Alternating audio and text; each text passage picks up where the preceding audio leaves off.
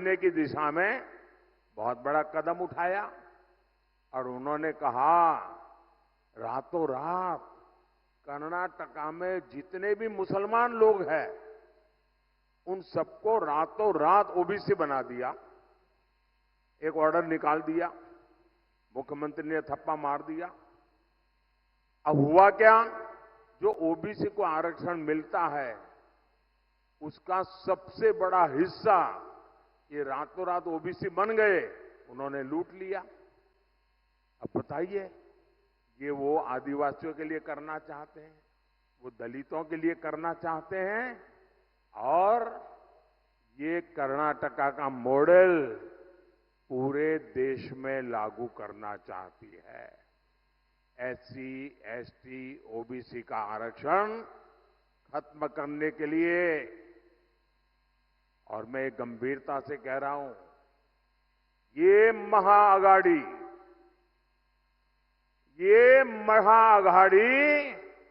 आरक्षण का महापक्षण का महाअभियान चला रही है।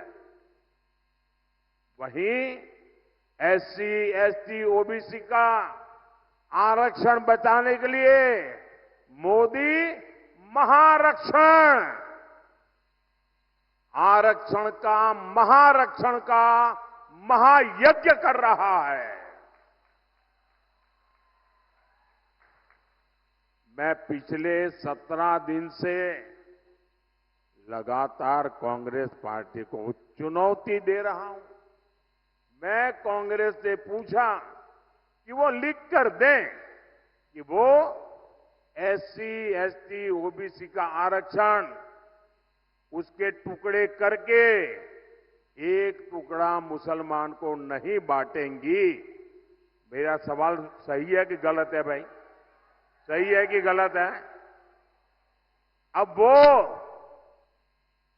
ये मुसलमानों को देना चाहते हैं और कांग्रेस जवाब भी नहीं देती है। सच बोलो ना भाई कि हम नहीं देंगे। इसका मतलब ये इनका हिडन एजेंडा है, आपका हक लूटने का खेल है भाई। मेरे इस चैलेंज पर कांग्रेस की चुप्पी थी, यानी दाल में काला है। ये चाहे जितनी भी कोशिश कर लें, देश विरोधी ताकतों के साथ मिलकर कितना ही झूठ फैला ले, आपके पास मोदी का भरोसा है, आपके पास मोदी की गारंटी है। और आप लिख के रखिए, मोदी जब तक जिंदा है,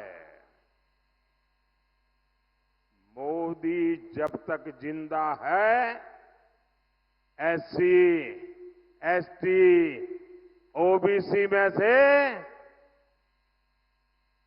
आरक्षण का रत्ती भर भी हिस्सा मैं किसी भी धर्म के आधार पर नहीं देने दूंगा। कोई उसको हाथ नहीं लगा सकता है। और देशवासी, मैं बड़े जिम्मेवारी के साथ कहना चाहता हूं और दायित्व के साथ कहना चाहता हूं, वंचित का जो अधिकार है, चाहे एससी हो, एसटी हो, ओबीसी हो, वंचित का जो अधिकार है, मोदी उसका चौकीदार है।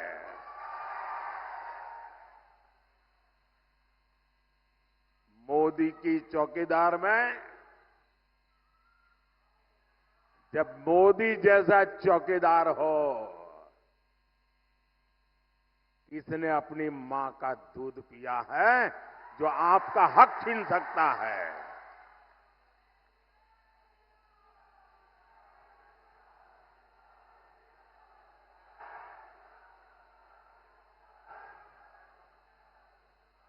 साथियों,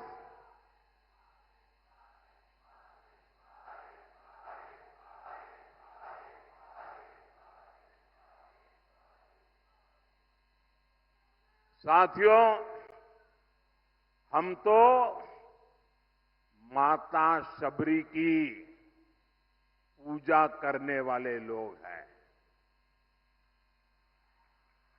लेकिन कांग्रेस ने कभी आदिवासी समाज को सम्मान नहीं दिया और न ही मिलने दिया। आदिवासी क्रांतिकारियों ने आजादी की लड़ाई में इतने बलिदान दिए, लेकिन कांग्रेस ये बलिदान की बात मानने को तैयार नहीं है।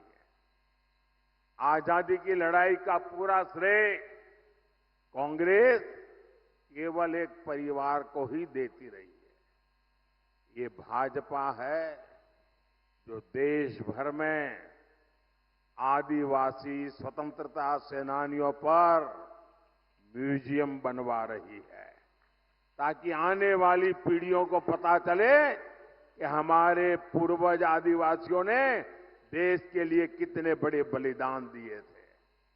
साथियों, आप सभी जानते हैं, भाजपा ने, एनडीए ने आदिवासी बेटी को राष्ट्रपति बनाया और पहली बार ऐसा हुआ। लेकिन आपको याद रहना चाहिए, वो कौन लोग थे जिन्होंने आदिवासी बेटी द्रौपदी मुर्मू जी को राष्ट्रपति का चुनाव हराने के लिए रात दिन एक कर लिए थे। वो कौन थे? ये कांग्रेस वाले थे, जिन्होंने एक आदिवासी बेटी को राष्ट्रपति बनने से रोकने के लिए रात दिन एक किया था।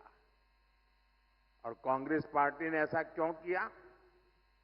और इसकी एक वजह अभी 2-3 दिन पहले ही खुली है। कांग्रेस के जो शाहजादे हैं ना, उनके गुरु अमेरिका में रहते हैं। ये कांग्रेस के शाहजादे के एक गुरु अमेरिका में रहते हैं। उन्होंने भारत के लोगों पर रंगभेदी टिप्पणी की है। रंग के आधार पर भेद, ऐसा गंभीर आरोप लगाया है। अरे, जिनका रंग भगवान कृष्ण जैसा होता है, कांग्रेस उन्हें अफ्रीकन मानती है। और इसलिए द्रौपदी मुर्मू जी राष्ट्रपति बने, उन्हें ये मंजूर ही नहीं था। आप लोग बताइए, यहां जो भगवान कृष्ण के रंग वाले हैं, क्या वो सब अफ्रीकन है क्या? क्या ये अपमान है कि नहीं है? क्या आदिवासी समाज का अपमान, इसका बदला लेने के लिए ये रंगी की बातें कर रहे हो? साथियों, कांग्रेस पार्टी का एजेंडा कितना खतरनाक है, ये शहजादे के गुरु ने इसका भी खुलासा किया है। ये शहजादे के गुरु ने अमेरिका से कहा है कि राम मंदिर का निर्माण और रामनवमी का उत्सव ये आइडिया ऑफ इंडिया के खिलाफ है, भारत के विचार के खिलाफ है। उन्होंने यहां तक कह दिया, मोदी मंदिर जाता है, वो भी उनके पेट में चूहे दौड़ने लग जाते हैं। कांग्रेस, मेरा मंदिर जाना भी भारत विरोधी है। बताइए भाई, क्या मंदिर जाना ये देशद्रोह है क्या? जरा आप बताइए, देशद्रोह है क्या? क्या ये भारत विरोधी काम है क्या? आप कल्पना कर सकते हैं? आप कांग्रेस की मानसिकता देखिए। ये राम के देश में राम मंदिर को देश विरोधी बता रहे हैं। ये तुष्टीकरण के लिए सरकारी इफ्तारी करने वाले लोग, ये आतंकवादियों की कब्रों को संवारने वाले लोग, ये हम सबके प्रभु राम और जिनका राम मंदिर जहां हम जाते हैं, उस राम मंदिर जाने को देश विरोधी बता रहे हैं। मेरे भाई बहन, हम तो माता सबरी के पुजारी हैं। ये इंडी गठबंधन हमला ये मोदी पर नहीं, 140 करोड़ देशवासियों की आस्था पर है। ये हमला आप पर है, ये मेरे देश के आदिवासियों पर हमला है। कांग्रेस पार्टी देश से हिंदू आस्था को मिटाने का षड्यंत्र कर रही है। साथियों, प्रभु श्री राम जीवन के उच्चतम आदर्शों, महानतम गुणों और सुंदरतम मूल्यों के महासंगम है।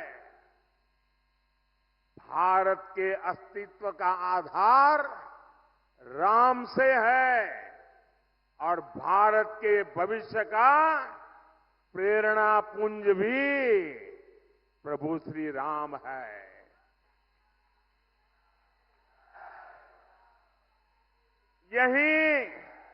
यही महाराष्ट्र की धरती पर ये संत आवाज उठी थी, विश्वाचा विश्राम रे, स्वामी माजा राम रे। अर्थात मेरे राम तो पूरे विश्व के विश्राम है, आश्रय है। ऐसे प्रभु राम को कांग्रेस पार्टी वाले आइडिया ऑफ इंडिया के खिलाफ मानती है। भगवान श्री राम की सीख है, परहित सरीस, धर्म नहीं भाई, पर पीड़ा सम नहीं अधमाई। अर्थात दूसरों की सेवा से, परोपकार से बढ़कर कोई धर्म नहीं है और किसी को पीड़ा देना ही सबसे बड़ा पाप है। ऐसे प्रभु राम को शहजादे, उनके गुरु और Congress party India idea of India के खिलाफ मानती है। हमारे राम कहते हैं, कोमल चित दिनह पर दाया, मन वच क्रम ममा भगति अमाया। अर्थात जो दीन दुखियों की पीड़ा को जानता है, महसूस करता है, वही मेरा भक्त है। ऐसे प्रभु राम को कांग्रेस आइडिया ऑफ इंडिया के खिलाफ मानती है और ये भगवान राम की ही शिक्षा है। धर्मुनु दुसुर, धर्मो न दुसर, सत्य समाना, आगम निगम पुराण बखाना। अर्थात सत्य से बढ़कर कोई धर्म नहीं है।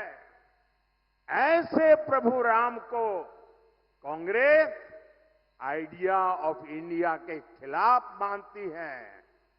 ये राम ही है, ये राम ही है जो सभी दीन दुखियों को, वंचितों को गले लगाकर अपने पास बैठाते हैं। सहज सहज स्नेह विबस रघुराई, सहज स्नेह विबस रघुराई, पूछी कुशल निकट बैठाई, ऐसे प्रभु राम को कांग्रेस आइडिया ऑफ इंडिया के खिलाफ मानती है। हमारे राम जनजातीय समाज से कैसे मिलते हैं? हमारे राम जनजातीय समाज को मिलते हैं, पूर्जन करी जो हारू घर आए, अर्थात राम आदिवासियों का, उनकी संस्कृति का सम्मान करते हैं, उनसे जोहार करके मिलते हैं। ऐसे प्रभु राम को कांग्रेस आइडिया ऑफ इंडिया के खिलाफ मानती है। हमारे प्रभु श्री राम ने हमें सिखाया है, और ये जो लोग देश छोड़ करके भाग गए हैं, वो जरा कान खोल के सुन ले। हमारे प्रभु राम ने सिखाया है, अपि स्वर्णमयी लंका न में लक्ष्मण रोचते, जननी जन्म भूमिश्च स्वर्गादपि गरीयसी। अर्थात हमारी मातृभूमि स्वर्ग से भी बढ़कर है, यानी राष्ट्र प्रथम, नेशन फर्स्ट। ऐसे प्रभु राम को कांग्रेस आइडिया ऑफ इंडिया के खिलाफ मानती है। साथियों, ये लोग इतने अहंकार से भरे हुए हैं कि गरीब इनके लिए कोई मायने नहीं रखता। ये लोग सत्ता में रहते हैं तो गरीब को दुत्कारते हैं, उसे तरसा तरसा कर रखते हैं। आज एक गरीब का बेटा आपका सेवक बनकर के प्रधानमंत्री पद से ये जब काम कर रहा है, तो एक गरीब विरोधी मानसिकता वाले, शाही परिवार की मानसिकता वाले इसे बर्दाश्त नहीं कर पा रहे हैं। और ये नकली शिवसेना वालों की गरीब से कितनी नफरत है, ये इन्होंने फिर बताया है। ये नकली शिवसेना वाले मुझे जिंदा गाड़ने की बात कर रहे हैं। एक तरफ कांग्रेस है जो कहती है मोदी तेरी कब्र खुद देगी, और दूसरी तरफ ये नकली शिवसेना है जो मुझे जिंदा गाड़ने की बात करती है, और मुझे गाली देते हुए भी ये लोग तुष्टीकरण का पूरा ध्यान रखते हैं। मोदी की कब्र खुदेगी, मोदी को जिंदा गाड़ देंगे, और इसमें भी अपने वोट बैंक को पसंद आए वही गाली दागोगे क्या? साथियों, मुझे कई बार ये सोचकर दुख होता है कि बाला साहब ठाकरे को कितना दुख होता होगा। मैंने बाला साहब को निकट से देखा है, उनके मन को, दिल को छू करके मैंने देखा है। अब तो ये नकली शिवसेना वाले बम धमाके के दोषी को भी अपने साथ प्रचार में ले जाने लगे हैं। इसका मतलब हुआ कि बिहार में चारा चोरी में जेल भुगत रहे व्यक्ति को कंधे पे बिठा के घूम रहे हैं, महाराष्ट्र में बम धमाकों के दोषी को कंधे पर बिठा के घूम रहे हैं। ऐसे पापियों को लेकर के जिनको चलना पड़ रहा है, इन लोगों के विषय में 50 बार सोचना पड़ेगा। इसलिए कोई बड़ी बात नहीं कि मुझे उनको जमीन में गाड़ने के सपने दिख रहे हैं। ये लोग जनता का साथ, जनता का विश्वास तो गवा चुके हैं। इनकी अपनी सियासी जमीन खिसक चुकी है। लेकिन ये भूल रहे हैं कि भारत की 140 करोड़ जनता,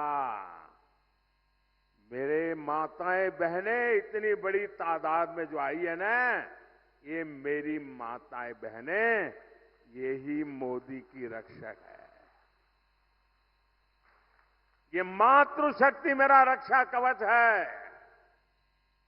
मुझ पर मातृशक्ति का इतना आशीर्वाद है, ये लोग चाहकर भी मोदी को जीते जी भी और मरने के बाद भी जमीन में नहीं गाड़ पाएंगे।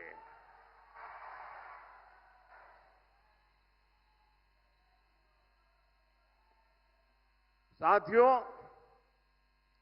महाराष्ट्र के एक दिग्गज नेता 40-50 साल से वो ऐसे ही कुकरी मारते रहते हैं। बारामती के चुनाव के बाद वो इतने चिंतित है कि उन्होंने एक बयान दिया है। और ये बयान उन्होंने, मैं पक्का मानता हूं कि काफी लोगों से विचार विमर्श करके ही दिया होगा। वो इतने हताश और निराश हो गए हैं कि उनको लगता है कि अगर 4 जून के बाद